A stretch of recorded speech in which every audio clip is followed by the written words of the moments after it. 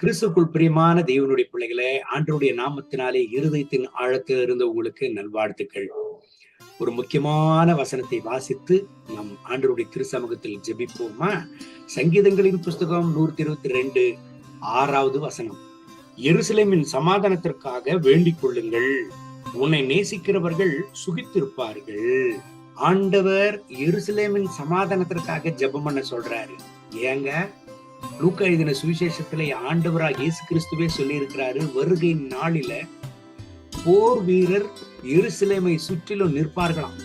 அது மாத்திரமல்ல, யோவேல் தீர்க்க தரிசன புஸ்தகம் 3ஆம் அதிகாரம் 12வது வசனத்தை வாசிப்பீர்களேயானால், இஸ்ரேல் ஜனங்களை சிறுமைப்படுத்தினவர்களோடு கூட ஆண்டவரே யுத்தம் பண்ணுவாராம்.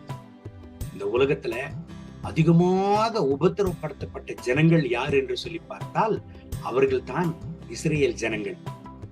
அன்பு தேவனுடைய பிள்ளைகளை, இஸ்ரேல் ஜனங்களை போல இந்த உலகத்தில் உபத்திரவப்படுத்தப்பட்ட ஜனங்கள் யாருமே இல்லை என்று சரித்திரங்கள் சொல்லுகிறது. உலகத்தில் எந்த பகுதியில் இருந்தாலும் ஆண்டவர் அவர்களுக்காக யுத்தம் பண்ணுகிறார். இந்த உலகத்திலேயே ஒரு உயர்ந்த விஞ்ஞானத்தில் வளர்கிறவர்கள் என்று சொல்லி பார்த்தால் அவர்கள் தான் இஸ்ரேல் ஜனங்க. எல்லா விதத்திலையும் எந்த தொழில்நுட்பத்தை நீங்கள் எடுத்துக்கொண்டாலும் இந்த உலகத்திலேயே ஒரு முன் உதாரணமாக இந்த உலகத்திற்கு இருக்கிறவர்கள் யார் என்று சொல்லி பார்த்தால் அந்த சின்ன தேசமாகிய இஸ்ரேல் ஜனங்கள் தான் இருக்கிறாங்க. காரணம், அந்த தேசத்தை கர்த்தர் நேசிக்கிறார். காரணம், ஆண்டவர் அந்த தேசத்தை ஆசீர்வதிக்கிறவராக இருக்கிறார். அந்த தேசத்தின் சமாதானத்திற்காக ஆண்டவர் இந்த இடத்துல ஜெபிக்கும்படியாக கர்த்தருடைய ஜனங்களுக்கு சொல்லுகிறார். தேவனுடைய பிள்ளைகளே, அது மாத்திரமல்ல, இஸ்ரேலை நேசிக்கிறவர்கள் சுகித்திருப்பார்களாம் என்றால் அந்த இஸ்ரேல் தேசத்தின் நன்மை உலகமெங்கும் படருமா. அன்பு தேவனுடைய பிள்ளைகளை, நீங்கள் கர்த்தருடைய பிள்ளைகளா இருக்கிறீங்களா? அப்படியானா எருசலேமின் சமாதானத்திற்காக ஜெபிக்கிறீங்களா? ஜெபம் பண்ணுங்க.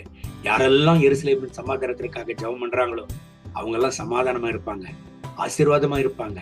கர்த்தர் இந்த வசனத்தின்படி ஆண்டவர் உங்களை ஆசீர்வதித்து அவருடைய சமாதானத்தை உங்கள் வாழ்க்கையில் நிரப்பி உங்களை ஆசீர்வதிப்பாராங்க. ஒரு நிமிஷம் எருசலேமுக்காக ஜெபம் பண்ணுவோமா? அன்பின் ஆண்டவரே, எருசலேமின் சமாதானத்திற்காக ஜெபம் பண்ண சொன்னீரே. உங்களுடைய திருச்சமூகத்தில் நாங்கள் எருசலேமின் சமாதானத்திற்காக ஜெபம் பண்றோம். உங்களுடைய திருக்காரம் இறங்கி வரட்டும், கர்த்தருடைய மனதிற்கும் வெளிப்படட்டும். இந்த வருகையின் சமீப நாட்கள்ல நாங்கள் வாழ்ந்து கொண்டிருக்கிறோம். சமாதானத்தை தாரும். கர்த்தருடைய திருக்கரம் அந்த தேசத்துல இறங்கி வரட்டும். என்னோடு கூட சேர்ந்து ஜெபித்துக் கொண்டிருக்கிற ஒவ்வொரு கர்த்தருடைய பிள்ளைகளுக்காக ஜெபிக்கிறேன். அவர்கள் சமாதானத்திற்காக ஜெபிக்கிறேன். அவர்கள் சுகத்திற்காக ஜெபிக்கிறேன். அவர்களை ஆசீர்வதியும். கர்த்தருடைய மனதிற்கு அவர்கள் வாழ்க்கையில வெளிப்படட்டும். மகிமை கனம் துதி மக்கே இயேசுவின் நாமத்தில் பிதாவே, ஆமென், ஆமென்.